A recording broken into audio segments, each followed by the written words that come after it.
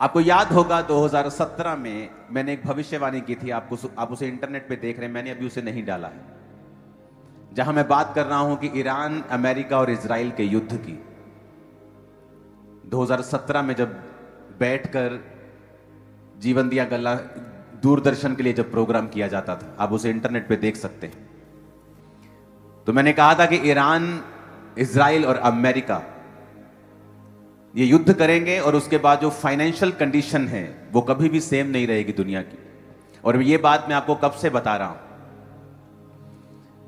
Future में मैंने आपको ये बताया हुआ है कि फूड जो होगा, जो खाना होगा, वो चंद कंपनियों के अधिकार में होगा। आप उसे रोक नहीं पाएंगे, आपकी प्रार्थनाएं भी उसे रोक नहीं पाएंगे, क्योंकि ये निर्धारित हो चुका है। और जो मैंने भविष्यवाणी की है ये अभी पूरी नहीं हुई, ये उसकी शुरुआत है। परमेश्वर आपको उसका टेस्ट दिखा रहा है कि जब दुनिया बदलने लगती है, सेकंड्स लगते हैं उसे, और जब दुनिया की रियलिटी में बदलाव की शुरुआत होगी वो परमाणु युद्ध के बाद होगी। जब मैंने आपको कहा था कि वही लोग अमीर होंगे जिनके पास सोना होगा, चांदी होगी, जगहें होगी, जानवर होंगे, बकरियां होंगी, बैल होंगे, भैंसे होंगी, गाय होंगी। क्योंकि दूसरे लोगों के लिए इस दुनिया में सरवाइव करना इम्पॉसिबल के करीब होगा, क्योंकि वो अपने खाने के लिए दुकानों के ऊपर, मॉल्स के ऊपर निर्भर होंगे, और जिनके पास अपनी जमीनें होंगी वो आशीषित रहेंगे, बचे रहेंगे। जब 2015 में, 14 में मैंने आपको बताया था कि आने वाले दिनों में सोना और चांदी के ही, जिनके पास है उन्हीं की चांदी होगी, तब लोगों ने शायद समझा नहीं। और जब आज वो देखते हैं कि काश हमने परमेश्वर की बात को ध्यान से सुना होता, कि परमेश्वर तो हमें सब चीजें बता रहे हैं। आपको 9 साल पहले बताया था कि ये शुरुआत होगी और ए नाम का देश इसे शुरू करेगा, जो अपने आप को देशों का देश कहता है, और वो युद्ध करेगा ईरान के साथ, और इजराइल उसके साथ संग शामिल होगा। लेकिन उसके नेक्स्ट प्रोफेसीज जो मैंने आपको दी हैं वो तब पूरी होंगी जब परमाणु युद्ध होगा। अब मैं आपको खोल के बता रहा हूं, क्योंकि अब वो पहला पड़ाव पूरा हो चुका है जो मैंने 2017 में आपको बोला था। आप उसे, मैं उसे इंटरनेट पे डाल दूंगा इस आज के इस डिक्लेरेशन के बाद, आप उसे देखना, उस प्रोफेसी को।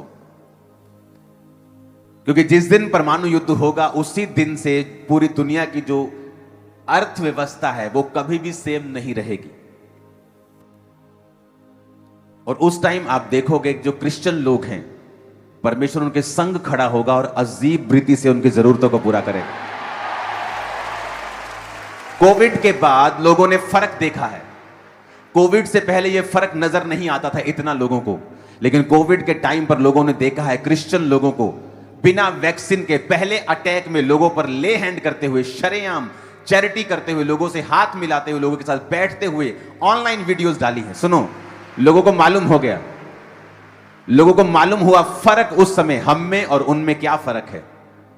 और वो समय आएगा जब युद्ध होगा, और युद्ध ये चाहे अब ये खत्म हो जाए, कम हो जाए, बाद में बढ़ जाए, लेकिन जो अर्थव्यवस्था की शुरुआत की खराबी की शुरुआत होगी वो इन्हीं देशों से होगी और परमाणु युद्ध से होगी। और उसके बाद पूरी दुनिया जो है वो कभी भी सेम नहीं रहेगी। हालेलुया। और ये होगा, इसे प्रार्थनाएं चेंज नहीं कर सकती, इसे प्रेयर्स बदल नहीं सकती।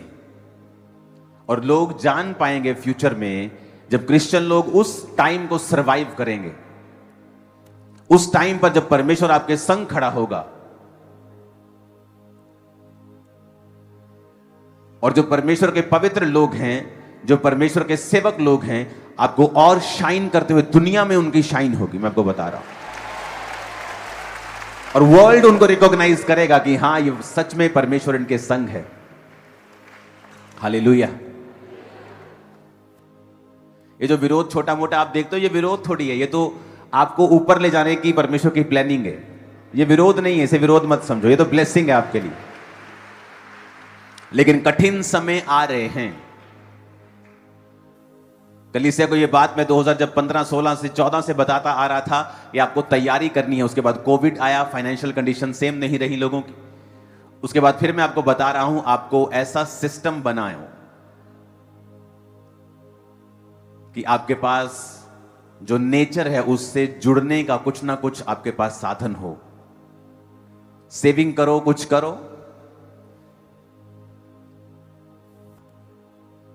सब्जियां लगाना सीखो अपनी छतों के ऊपर अगर जगह नहीं है तो। मैं आपको सच कह रहा हूं, आप फ्यूचर में आपको मालूम होगा कि मैं ये क्यों कह रहा हूं आपको। चीजें सेम नहीं होंगी पूरे वर्ल्ड में, और हमें प्रार्थनाओं में रहना है और परमेश्वर हमारे साथ है, यह गारंटी है। हालेलुया।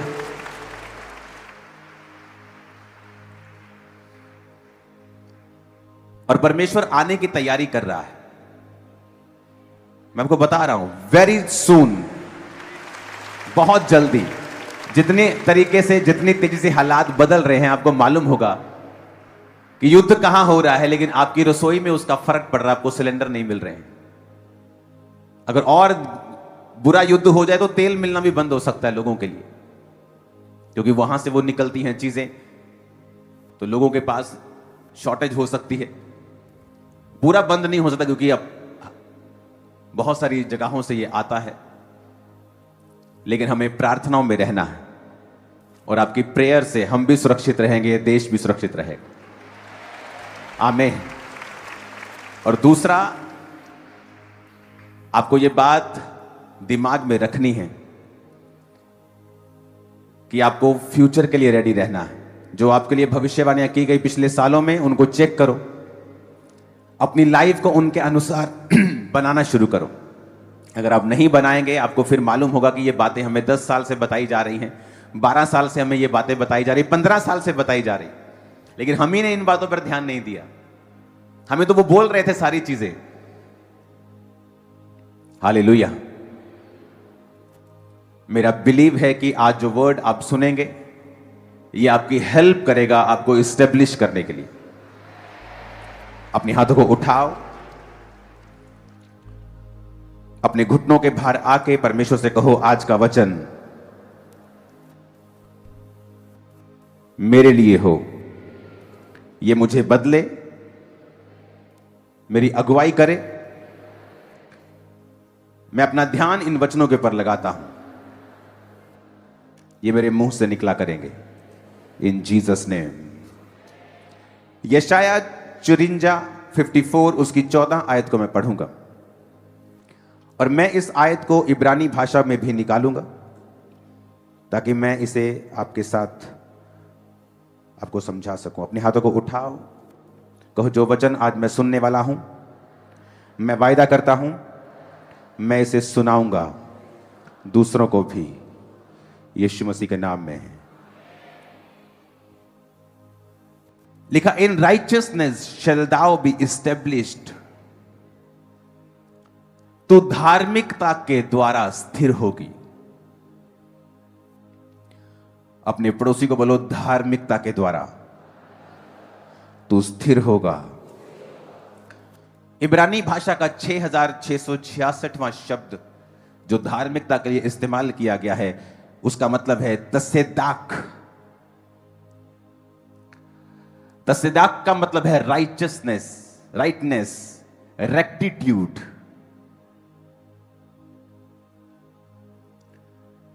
इसका मतलब है मोरली राइट होना।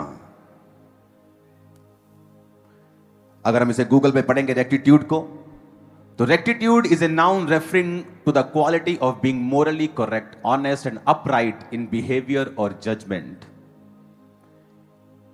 कि परमेश्वर ने कहा, तू रेक्टिट्यूड के द्वारा, यानी तू जब अपराइट होगा, जब तू ऑनेस्ट होगा और मोरली करेक्ट होगा, उसके द्वारा तू इस्टेब्लिश होगा।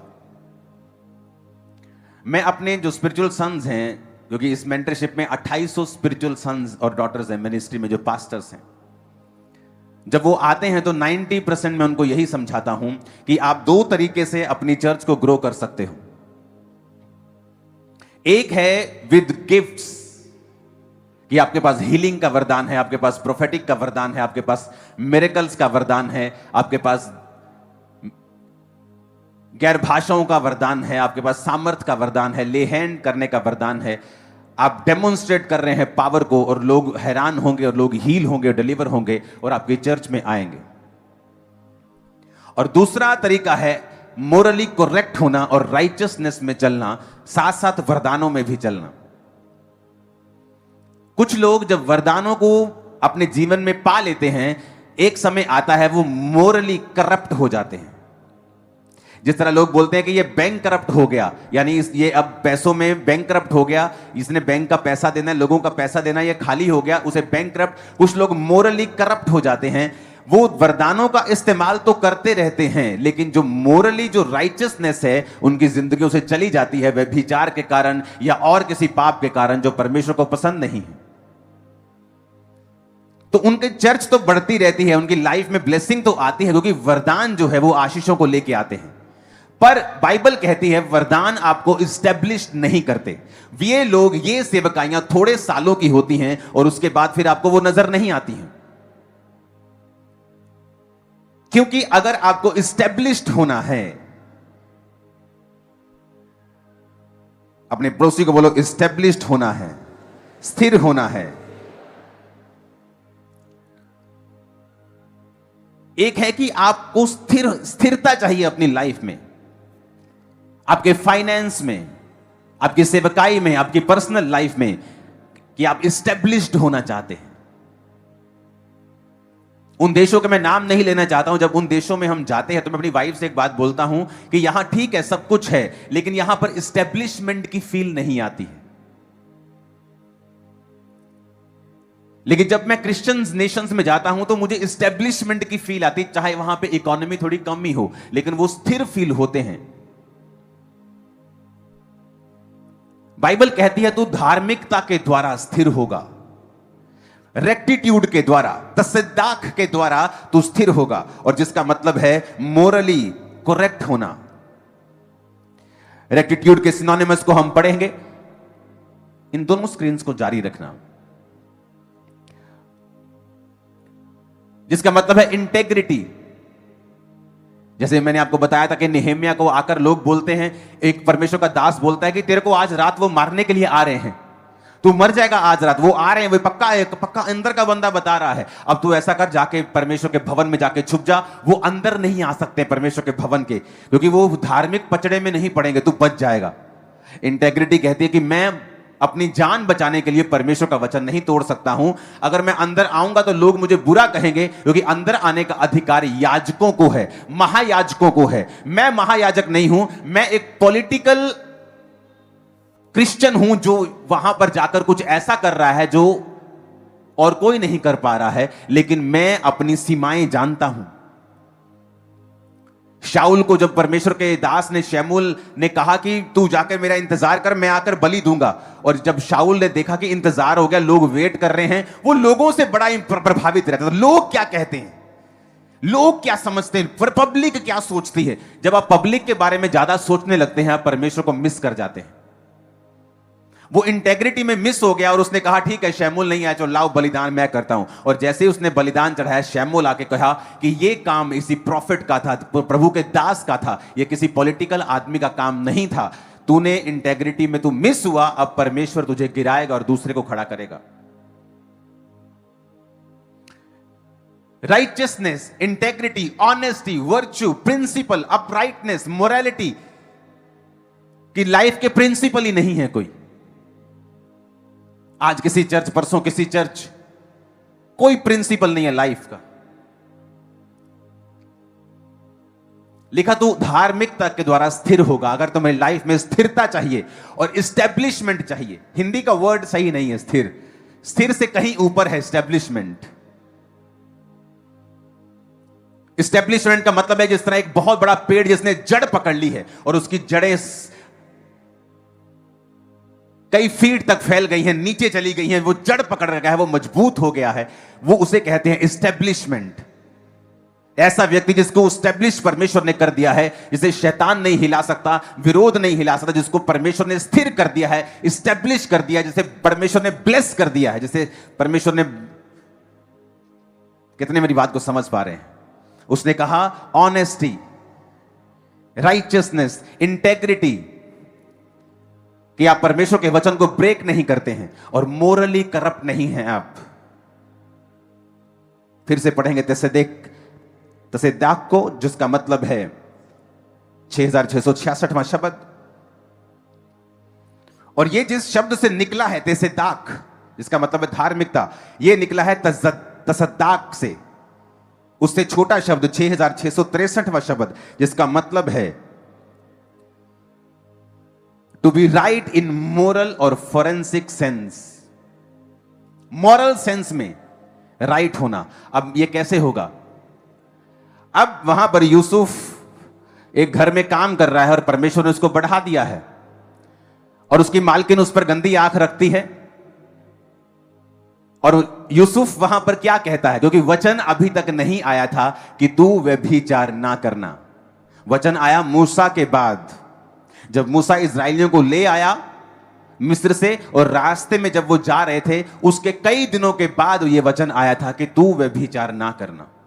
उससे पहले यह वचन परमेश्वर का लिखा हुआ कहीं नहीं था कि तू व्यभिचार ना करना। पर बाइबल कहती है कि जब यूसुफ ने अपनी मालकिन को बताया कि मेरे मालिक ने सारा कुछ मेरे हाथ में कर दिया है, वो नहीं देखता कि कितनी कनक उगी है, वो नहीं देखता किसको कितना ठेका दिया है, किससे कितना पैसा लिया है, उसने सारा कुछ मेरे हाथ में कर दिया। क्या अब यह सही होगा कि उसी की बीवी के साथ मैं गलत काम करूं? मैं मोरली करप्ट हो जाऊंगा। और बाइबल कहती है जब तुम मोरली करप्ट हो, तुम राइचियसनेस की पदवी को छोड़ रहे हो, तुम ब्लेस हो सकते हो, लेकिन वो स्थिरता, वो स्टैब्लिशमेंट कभी तुम्हारी लाइफ में नहीं आएगी। तुम खुले होगे अटैक्स के लिए, तुम खुले होगे एक्सीडेंट्स के लिए। कभी कुछ भी बुरी घटना होगी और तुम्हारा कमाया खिलाया पिलाया सब व्यर्थ हो जाएगा और तुम उसी जीरो पे आ जाओगे जहां से तुमने शुरू किया, और हो सकता है जीरो से भी नीचे चले जाओ। वो कहता है उसने मोरली अपने आप को करप्ट नहीं होने दिया। परमेश्वर ने आपको एक ड्यूटी दी, आपको एक काम दिया, उसमें आप मोरली करप्ट हो सकते हैं चोरी करके। आपको पैसे का लालच आ गया, गेहजी को पैसे का लालच आ गया और वो मोरली करप्ट हुआ। जब वो राइचियसनेस से बाहर आया तो शैतान ने उसको कोड़ी कर दिया। वो स्थिरता, वो एस्टेब्लिशमेंट जो एलिया और अलीशा में हम देखते हैं, हम गेहजी में नहीं देखते। जबकि वचन ये कहता है, हमें समझाता है कि जो गेहजी था दिमाग का ज्यादा बारीक आदमी था, वो ज्यादा समझ, ज्यादा बुद्धि रखने वाला बारीक आदमी, चीजों को समझता था। एक ही घर में एलिया, अलीशा और वो एलीशा और गेहजी जाते हैं, लेकिन अलीशा को नहीं मालूम उस घर में क्या चल रहा है, लेकिन गेहजी को पता है कि इसके बेटा नहीं है। उसकी पार की नजर है, वो बड़ा चालाक है, वो बड़ा बुद्धिमान है। लेकिन जब आप मोरली करप्ट हो जाते हैं, जब आप कैरेक्टर में करप्ट हो जाते हैं और गिर जाते हैं, वही आपकी बुद्धिमानी आपके खिलाफ काम करने लगती है और आप वही करने लगते हैं जो आपको गिराएगा, जो आपको शर्मिंदा करेगा, जो आपको नीचे करेगा, जो आपको ऊपर नहीं रखेगा। अगर आप मोरली करप्ट नहीं हैं तो आप अपने दुश्मन का भी नुकसान नहीं करेंगे, जब आपके पास नुकसान करने की पावर भी होगी और लोग भी होंगे और पैसा भी होगा। यहां पर यूसुफ मोरली करप्ट नहीं हुआ। उसने कहीं नहीं लिखा, कहां लिखा है परमेश्वर ने कि तू व्यभिचार, वो तो मुझसे प्यार करती, मैं भी उससे प्यार करता हूं। यह प्यार का नाम देके व्यभिचार किया जा सकता था, लेकिन वहां उसने मोरली अपने आप को बचा के रखा, अपने आप को सेफ रखा, क्योंकि जो परमेश्वर आपको देना चाहता है वो शैतान आपको कभी नहीं दे सकता, बल्कि वो देने का वायदा करके आपसे छीनता है।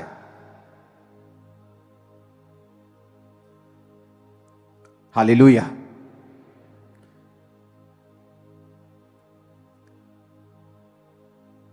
फिर से पढ़ेंगे तसेदाक को 6666, उसमें लिखा है कि राइचियसनेस का मतलब है rightness, rectitude, justice, Morli right होना। उसने कहा तू धार्मिकता के द्वारा स्थिर रहेगी। अपने पड़ोसी को बोलो, तू धार्मिकता के द्वारा स्थिर रहेगी। फिर से कहो अपने पड़ोसी को, आमीन। फिर लिखा तू अंधेर से बचेगी। अपने पड़ोसी को बोलो, तू अंधेर से बचेगा। अंधेर का अगर आप इब्रानी भाषा पढ़े, जिसमें लिखा है डिस्ट्रेस, फ्रॉड, इंजरी, ऑपरेशन। कहता जब तू राइचियसनेस में चलेगा और धार्मिकता में चलेगा, तू अंधेर से बचेगा, इंजरी से बच जाएगा, ऑपरेशन से बच जाएगा। फ्यूचर में तेरे दिमाग पे कोई प्रेशर नहीं होगा, तेरे दिमाग पर कोई बोझ नहीं होगा, शैतान तुझे ऑप्रेस नहीं कर पाएगा, डिप्रेस नहीं कर पाएगा, तू फ्रॉड से बचेगा, तेरे आंखें बिल्कुल क्लियर होंगी, तुझे मालूम होगा कौन तेरे साथ है और कौन तेरे साथ नहीं है, तो बिल्कुल फ्रॉड से बच के रहेगा। जब तू धार्मिकता में चलेगा, सब बोलो आमीन। क्योंकि तुझे डरना ना पड़ेगा और तू भयभीत होने से बचेगी, क्योंकि भय का कारण तेरे पास ना आएगा। आमीन। क्योंकि भय का कारण उसने कहा तेरे पास ही नहीं आएगा। मैं उसको पहले ही तेरे से दूर कर दूंगा जब तू धार्मिकता में अपना जीवन बिताएगा।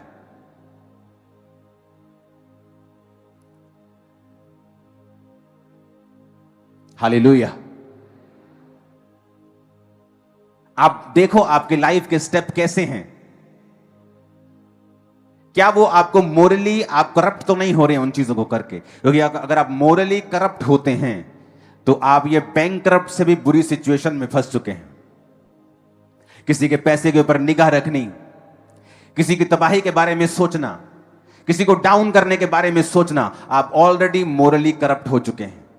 जब आप मोरली करप्ट हो गए, आप राइचियसनेस से जब बाहर आ गए, तो वचन कहता है कि तू स्थिर कभी नहीं होगा, इस्टेब्लिश नहीं होगा। डर के कारण तेरे पास आते जाएंगे बार बार, तू भयभीत होता रहेगा, भय का कारण तेरे पास आएगा, तू डरता रहेगा, तेरे पे अंधेर होता रहेगा। तक का होता रहेगा पंजाबी च, तू तक के तो बचना है शैतान दे, ते लिखा तू धार्मिकता दे अनुसार अपनी जिंदगी ਨੂੰ बिता। धार्मिकता का मतलब है राइट स्टैंडिंग विद गॉड, ये खुदा के साथ सही खड़े होना। जो खुदा का वचन कहता है उसे वैसा ही कंप्लीट करना, उसमें अपनी कुछ कारीगिरी करने की कोशिश ना करना। ये कहां लिखा है वचन में? ये नहीं करना। कुछ चीजें वचन में नहीं लिखी हैं। कहां लिखा है वचन में सिगरेट नहीं पीना है? नहीं लिखा वचन में। नए नए नशे आज आ रहे हैं, कहां लिखा वचन में उनको नहीं पीना है? लेकिन हमें वो आत्मा से पता है, मोरली पता है, विवेक कॉन्शियस में हमें पता है। इसलिए वचन कहता है कि परमेश्वर तुम्हारा कहता है कि अपने विवेकों को कभी निर्बल मत होने दो। विवेक निर्बल कैसे होता है? कि वचन में नहीं लिखा है, पर आपके विवेक को यह बात पता है कि यह चीज रॉन्ग है जो मैं कर रहा हूं। और जब आपके कहां परमेश्वर आपसे बात करता है? आपके विवेक में। आपके विवेक, आपके इनर मैन से वो बात करता है। जब आपका इनर मैन निर्बल हो जाता है एक पाप के बार बार करने के द्वारा या ढीठ होने के द्वारा, आपको पता है कि ये करेक्ट नहीं है, आप कुछ भी बेच रहे हैं ऐसा गलत, आप कुछ भी गलत कर रहे हैं, आप कुछ चोरी कर रहे हैं, आपको पता है ये गलत है, लेकिन उस पाप में बने रहने के कारण आपका विवेक निर्बल हो जाता है और एक दिन मर जाता है। और जब परमेश्वर वहां बात करता है आपको समझ नहीं आती, आपको सुनता नहीं, और जब परमेश्वर के साथ कनेक्शन कट हो जाता है आप उसी दिशा में जाने लगते हैं जहां शैतान चाहता है, और वो दिशाएं फिर डिस्ट्रक्शन को, अंधेर, बीमारियां, भय, ऑपरेशन, डिप्रेशन, फिर वो वहां आता है। और परमेश्वर नहीं चाहता वहां जाएं। सब बोलो आमीन। उसने लिखा तू फियर तेरे पे कब्जा नहीं करेगा, तू अंधेर से बचेगा, डरना ना पड़ेगा, तू भयभीत ना होगा, डर का कारण तेरे पास नहीं आएगा, तू अंधेर से बचेगा। सब बोलो आमीन। तू अंधेर से बचेगा। अगर आपको अपनी लाइफ में स्थिरता चाहिए, इस्टेब्लिशमेंट चाहिए, आप ऐसे पक्के बनना चाहते हैं कि कोई आपको हिला ना सके लाइफ टाइम, आपके विजन को, आपको, तो वरदानों से भी ज्यादा जरूरी है स्थिरता में, धार्मिकता में जीना। अगर आपको सेवा करनी है तो पहले धार्मिक बनो, पहले धार्मिकता में जियो, उसके बाद वरदानों की ओर जाओ। अगर आप वरदानों की ओर जाएंगे और धार्मिकता में नहीं जिएंगे तो वो आपका फायदा नहीं होगा। इसलिए बाइबल कहती है, पौलुस ने कहा तुम आत्मिक वरदानों की धुन में रहो। धुन का मतलब हर टाइम उनके बारे में सोचो। मैं सोचता हूं, धुन में रहता हूं।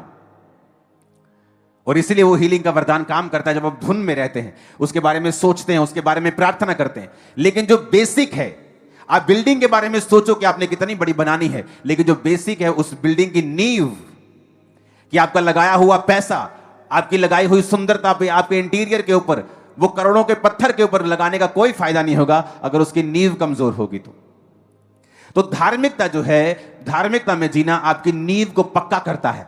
जब आपकी नींव पक्की हो जाती है, आप जैसा घर बनाना चाहते हैं, जितना सुंदर, जितना बड़ा, जितना शानदार आप बना पाएंगे और कोई माई का लाल उसको गिरा नहीं पाए, किसी में हिम्मत नहीं होगी।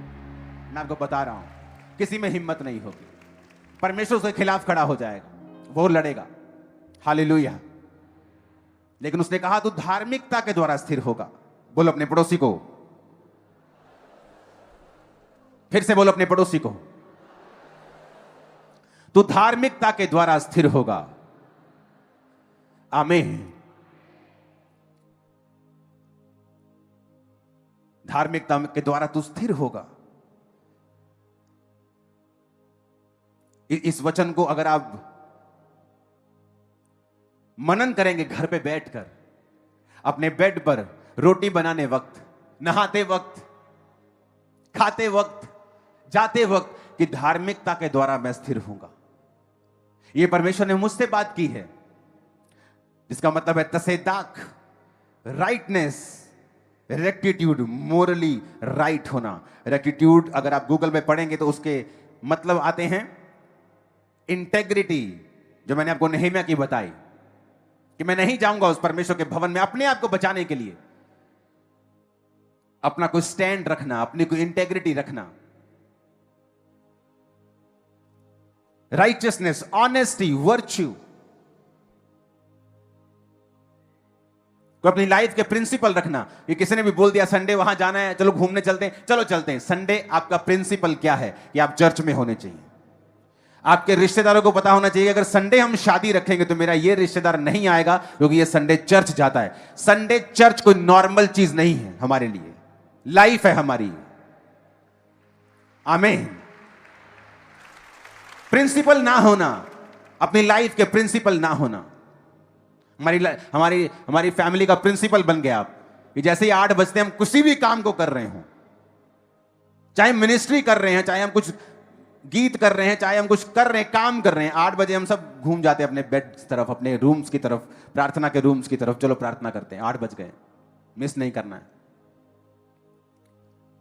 सब कामों को स्टॉप कर देते हैं। प्रिंसिपल्स रखना लाइफ में। संडे परमेश्वर के घर में जाना, रोज प्रार्थना करना, टाइट देना, हमारे प्रिंसिपल्स हैं। हमें अलग नहीं कर सकते अपनी लाइफ से। ऑनेस्टी रखना। आप देखो फॉरेन में जो चीजें आपको समझाई जा रही हैं, अगर आप फॉरेन की कंट्रीज में कहीं भी जाते हैं तो उन लोगों के अंदर ये अंदर ही है, उनके इनबिल्ड है ये चीजें। और अगर आप वहां पे देखेंगे तो बहुत सारे कर्सिस हैं, जो मैं नाम नहीं लूंगा उन जगहों के, जहां पे आप उन कर्सिस को देखोगे, लेकिन उन देशों में अगर आप देखोगे तो वो कर्सिस आपको फील नहीं होंगे, वो श्राप फील नहीं होंगे, क्योंकि वो नेचुरली इन सभी वचनों के ऊपर चल रहे हैं। आप नेचुरली देखना, परमेश्वर का वचन तो सबके लिए है। आप देखना बहुत से ऐसे लोग जो विश्वासी नहीं हैं, पर उनके जो पुत्र हैं, पुत्रियां हैं, वो उनका आदर करती हैं माता पिता का। आप देखो उन घरों में ज्यादा आशीष होगी, उनके कैरियर पे ज्यादा आशीष होगी, सिर्फ माता और पिता की इज्जत करने के कारण। और आप देखो उन लोगों को भी जो नहीं करते, उनकी लाइफ में कितने स्ट्रगल्स हैं, क्योंकि वचन कहता है अपने माता और पिता की वो आदर करेगा, ये प्रतिज्ञा भी है और आज्ञा भी है, तो धरती पर लंबा जिएगा। हालेलुया।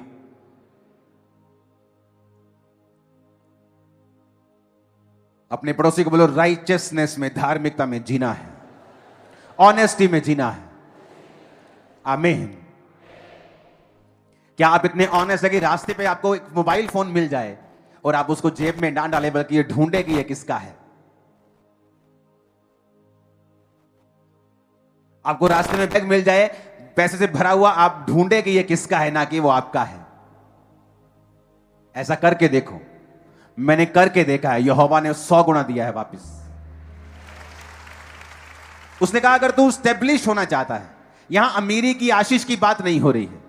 आपका वरदान आपको अमीर कर सकता है, आपको मशहूर कर सकता है, आपको नंबर 1 कर सकता है, लेकिन आपको इस्टेब्लिश करने के लिए धार्मिकता की जरूरत पड़ेगी। तो अच्छा है कि आप रहें वरदानों के पीछे और खूब उसे इस्तेमाल करें, लेकिन आप धार्मिकता के बारे में रखें कि वो आपकी नींव है, आपकी फैमिली की नींव। अपने बच्चों को उसके बारे में सिखाएं। हर छोटी छोटी बात में वो सिद्ध होती है। धार्मिकता कोई बड़ी चीजों से शुरू नहीं होती, छोटी छोटी बातों से वो मालूम होती है।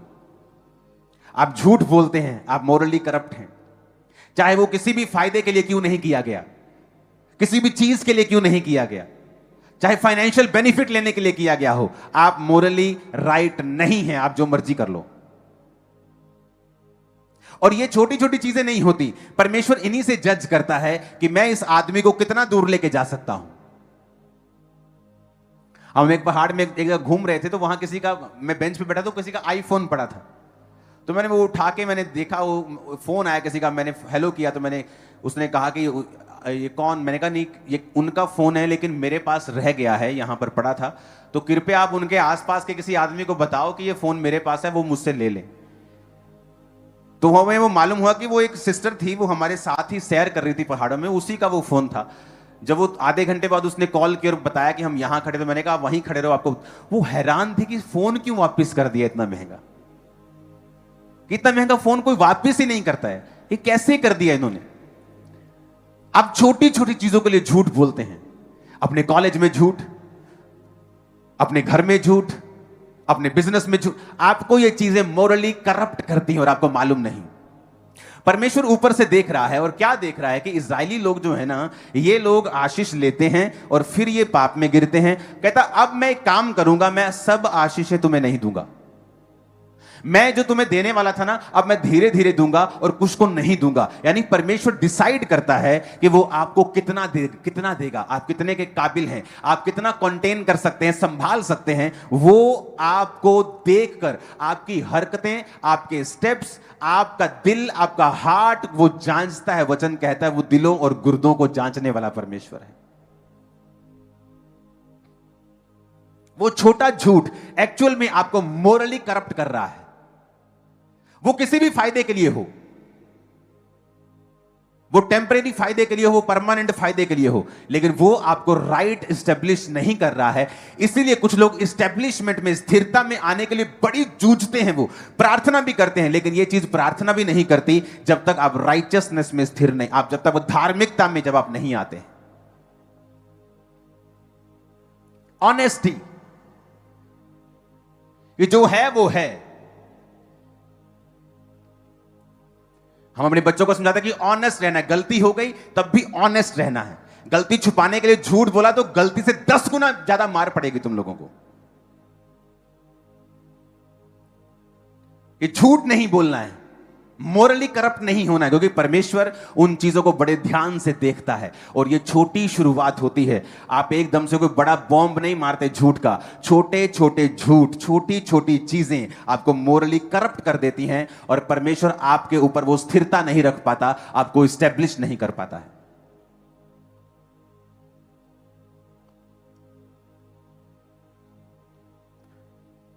जब दाऊद के भाई चराने के लिए जाते थे, या यूसुफ के भाई भेड़ बकरे को चराने के लिए जाते होंगे, तो क्या झूठ बोल रहे हो, कितना झूठ बोलतेंगे। यही बस ज्यादा कि भेड़ मर गई है, भेड़ खाने के बाद बोल दिया भेड़ मर गई है। कितना है, 2-3 हजार रुपए, 10,000 रुपए, क्या होता है, कुछ नहीं। लेकिन परमेश्वर उसे वैसा नहीं लेता जैसा हम लेते हैं। परमेश्वर उससे देखता है फ्यूचर में मैं इसको कहां ले जा सकता हूं,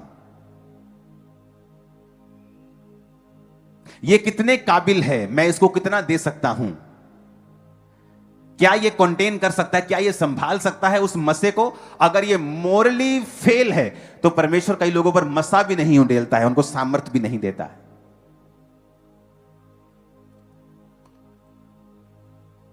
उसने कहा, फिर से पढ़ेंगे, तो धार्मिकता के द्वारा स्थिर होगी। In righteousness shall thou be established. आपको एस्टैब्लिश्ड होना है, कोई छक्का मारना है आपको धार्मिकता के द्वारा। तू धार्मिकता के द्वारा स्थिर होगी और अंधेर से बचेगी। तुझे डरना ना पड़ेगा, तू भयभीत होने से बचेगी, भय का कारण तेरे पास नहीं आएगा। कितनी ब्लेसिंग्स हैं।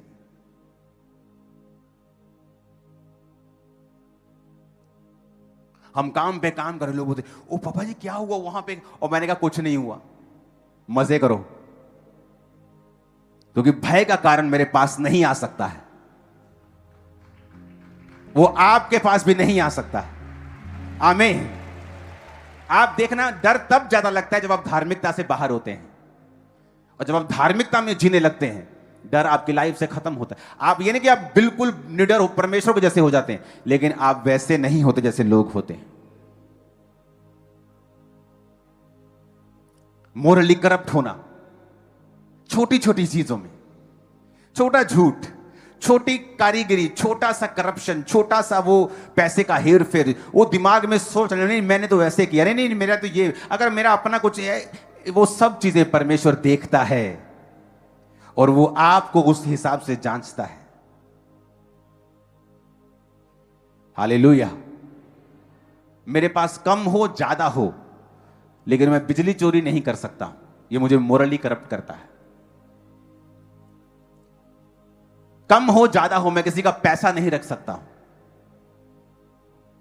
किसी को यूज नहीं कर सकता हूं अपने फायदे के लिए, ये मोरली आपको करप्ट करता है।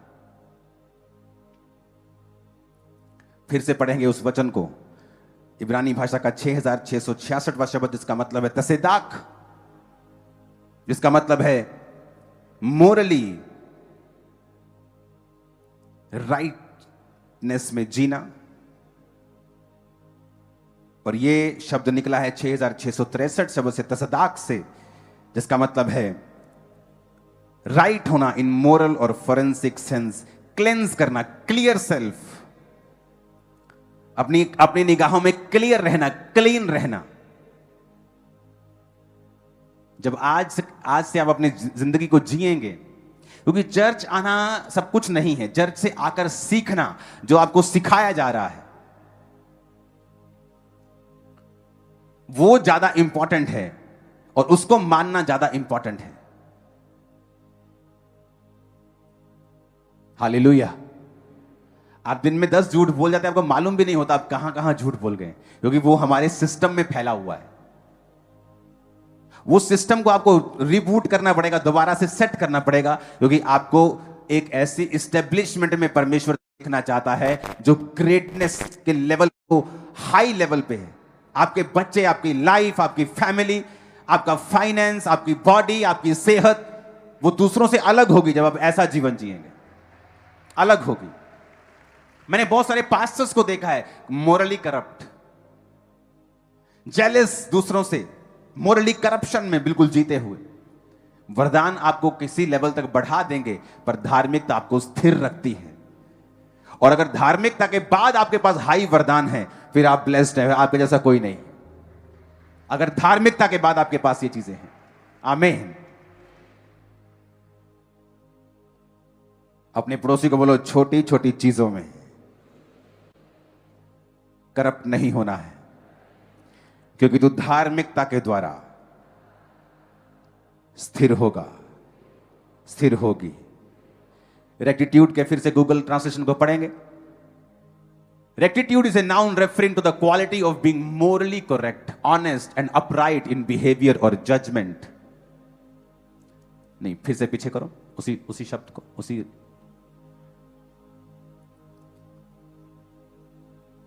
कहता है ये हाई मॉरल प्रिंसिपल को स्ट्रिक्टली अप्लाई होने देता, strictly high moral principles and integrity. High बंदे का मोरल हाई, मॉरली ये हाई लेवल के ऊपर है। छोटा सा भी करप्शन बर्दाश्त नहीं, छोटा सा भी झूठ बर्दाश्त नहीं।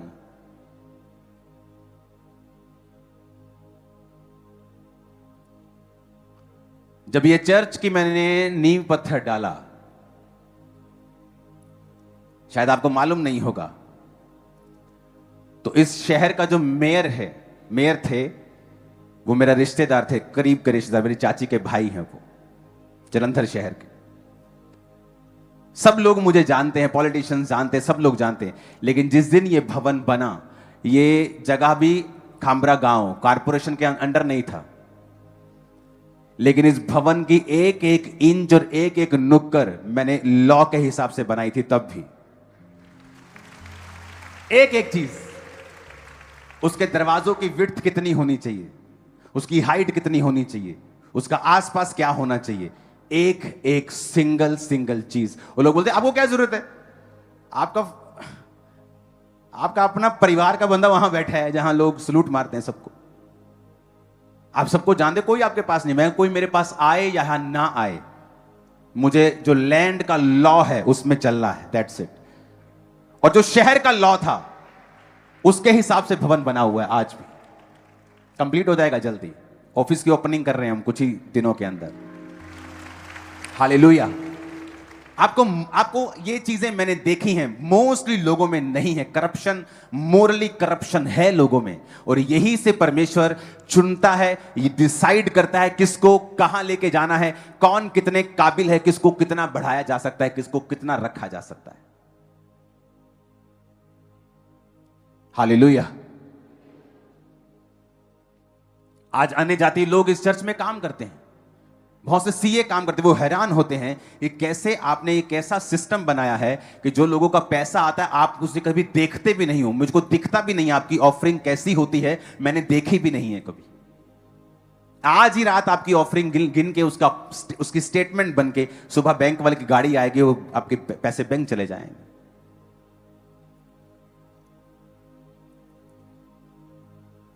जब यहां पर लोग आए थे रिश्तेदार, तो बोलते थे कि कितनों को समझ आ रही, कहते वो सोचते कि मेरे पास जब रेड मारेंगे तो बहुत करोड़ों रुपया निकलेगा। मैंने कहा अगर मेरे घर में करोड़ों निकलेंगे तो फिर मैं संत काहे का हूं। अगर मेरे घर में ये चीजें निकलेंगी तो फिर मैं सेवक काहे का हूं। तो उनको समझ आ रहा था कि हां ठीक है, अगर आप मोरली राइट हैं, करेक्ट हैं। जिस चर्च में मैं जाता था उसकी गाड़ी अगर मैंने इस्तेमाल की है, अगर मैं विजिट पे गया हूं और चर्च का काम कर रहा हूं और मैं अपनी कोई शर्ट लेने के लिए चला गया हूं उसी गाड़ी से, तो मैं नोट करता था मैंने 20 किलोमीटर गाड़ी चलाई है, यहां पर मेरा 100 रुपए का तेल बनता तो 200 का डलवा के आता था मैं, कि मेरी वजह से मैंने 100 रुपए का चर्च का तेल खत्म किया है तो मैं 200 का डलवा के जाऊंगा। कि मैं चर्च में जा रहा हूं, मेरी ऑफरिंग क्या है और मैं क्या लेके आ रहा हूं वहां से।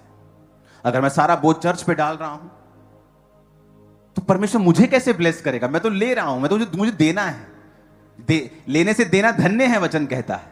एक समय आता है जब किसी को जरूरत होती है उसको दो, वो समय आता है जब आपको देना होता है। हालेलुया। आपको यह समझ होनी चाहिए कि मोरली करेक्ट, राइचियसनेस में जीना, रेक्टिट्यूड में जीना, यह आपको स्टेब्लिश्ड करेगा, आपके बिजनेस को, फाइनेंस को, आपके बच्चों को, फैमिली लाइफ को, आपकी प्रेयर, आपकी सारी चीजें जो आपके साथ जुड़ी हुई हैं, आपको वहां पे स्थिरता, स्टेब्लिशमेंट, आपको एक ठहराव और आपको एक जबरदस्त जड़ पकड़ा हुआ एक पेड़ आपको मालूम होगा कि आपकी लाइफ में हुआ है। सब कहो आमीन। तू धार्मिकता के द्वारा क्या होगा, स्थिर होगा। तू अंधेर से बचेगा, तुझे डरना ना पड़ेगा, तू भयभीत होने से बचेगा, भय का कारण तेरे पास ना आएगा। जो आपको आज छोटा पाप लगता है परमेश्वर के लिए वो छोटा नहीं है। कई बार